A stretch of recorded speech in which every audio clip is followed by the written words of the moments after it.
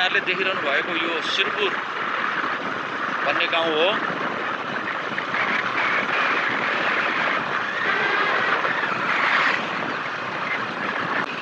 अहिले हामी जुरेली आइपुग्यौँ। यो जुरेली बजारबाट हामी सिधा गयौँ भने फापरबारी हुँदै भिमान हुँदै सिन्धुलीसम्म पुग्छौँ। सिन्धुली, धरान, गाईघाट, कटारीसम्म पुग्छौँ।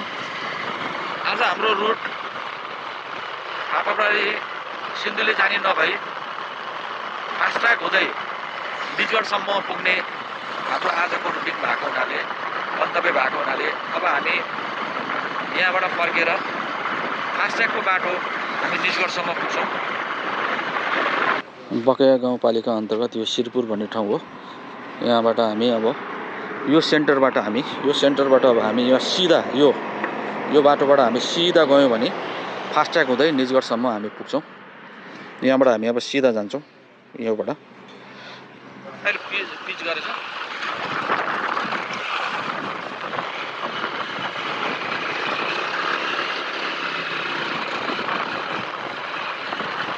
यस्तो पटेर म यस्तरी जान्छ। जता गयो पनि यो पिच बाटो बनेको ठाउँमा सबै ठाउँमा मकै बिस्कुट सुकाएका हुन्छन्। किनभने किसानहरूको वर्ष दिनको बाली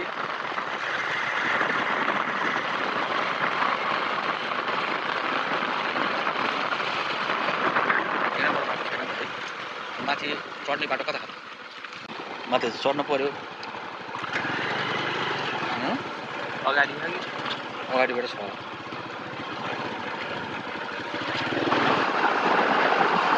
अहिले हामी फास्ट्यागको बाटो हिँडिरहेका छौँ। यो फास्ट्याग हुँदै हामी निजगढसम्म पुग्नेछौँ।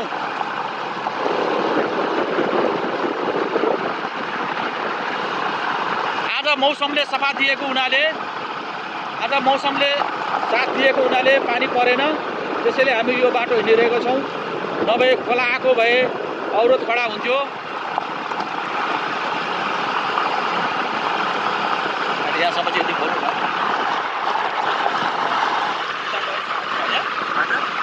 यो बिछ्याएको त यार 2 वर्ष अगाडिदेखि यो यसरी बिछ्याएको। पहिला पनि बिछ्याएको थियो। मान्छेहरू प्रगति भयो भन्छ, के भयो भन्छ, खोइ मैले त खोइ प्रगति खासै देखिनँ।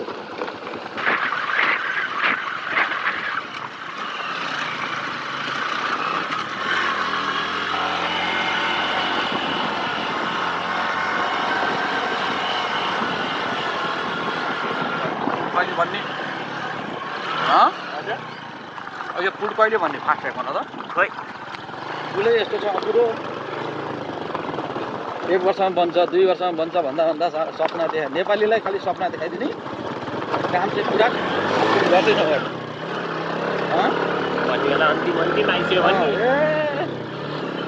बकेया खोलामा यहाँनिर हेर्नुहोस् त, यसैले पनि आल बसेको छ। काठमाडौँ जानेको लागि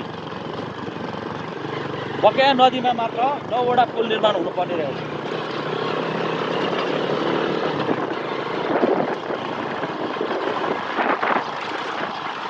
यहाँहरूले हेर्नु भएको यो निजगढ काठमाडौँ द्रुत मार्ग अन्तर्गत यो पुल निर्माण भइरहेको छ। यो चाइनिज प्रोडक्टले बनाएको यो पुल रेडिमेड पुल हो। यहाँ हामी उता देखेँ।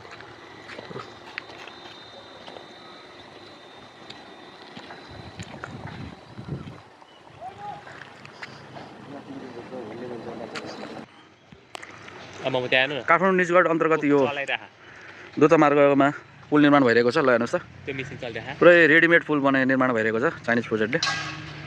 धमाधम यो सिमेन्टेड पुल निर्माण भइरहेको छ।